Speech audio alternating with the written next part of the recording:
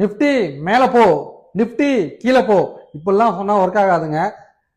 நம்மளால மார்க்கெட்டை ப்ரெடிக்ஷன் தான் பண்ண முடியும். என்ன மாதிரி ப்ரெடிக்ஷன் அப்படின்னா, இந்த ரேஞ்சை கட் பண்ணிருச்சு அப்படின்னா நெக்ஸ்ட் ரேஞ்ச் எங்கே போகும், அதாவது அதே போல கீழே இந்த ரேஞ்ச் நம்ம பாட்டம் சப்போர்ட் அப்படின்னு சொல்லி அந்த ரேஞ்சை கட் பண்ணிடுச்சு அப்படின்னா கீழே இந்த ரேஞ்ச் போகும். ஸோ நிஃப்டி வந்து இப்படிதான் ஒர்க் அவுட் ஆகும். ஆனா நமக்கு கிடைச்ச கமெண்ட் என்னன்னு கேட்டீங்க அப்படின்னா, நிஃப்டி ஒன்று மேலே போகும்னு சொல்லு இல்லை கீழே போகும்னு சொல்லு, அந்த ஏணி சின்னத்துல ஒரு குத்து, கார் சின்னத்துல ஒரு குத்து, இப்படின்ற மாடல்லாம் கமெண்ட் அடிக்கிறாங்க. பரவாயில்ல. ஸோ நிஃப்டி டெக்னிக்கலா இன்னைக்கு என்ன நடந்திருக்குன்றத பார்ப்போம்.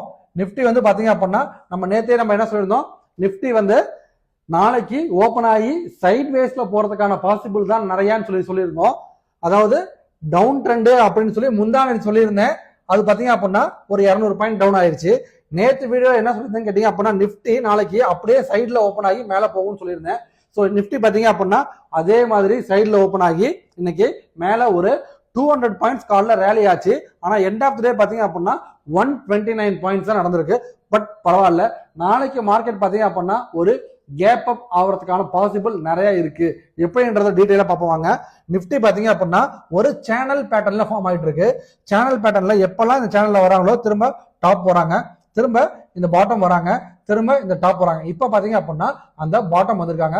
ஸோ அகைன் பாத்தீங்க அப்படின்னா இந்த சேனலோட டாப் போவாங்க. நாளைக்கு கண்டிப்பாக ஒரு கேப் அப் அல்லது அப் ட்ரெண்ட் இருக்கிறதுக்கான பாசிபிலிட்டிஸ் தான் ரொம்ப அதிகமா இருக்கு. இதுதான் நிஃப்டியோட ஸ்டேட்டஸ். அதே போல பேங்க் நிஃப்டியும் பார்த்துருவோம்.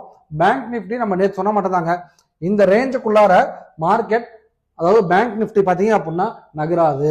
இந்த ரேஞ்சை ஒன்று கீழே கட் பண்ணோம் அல்லது மேலே கட் பண்ணோம், சரிங்களா? ஸோ அதுக்கப்புறம் தான் ஒரு பெரிய ரேலி இருக்கும், சரிங்களா? அதாவது 54,680 அல்லது 70 இந்த ரேஞ்சை கட் பண்ணாதான் கீழே போகும். அடுத்தது அதே போல 55,680 இதை கட் பண்ணாதான் மேலே போகும், சரிங்களா?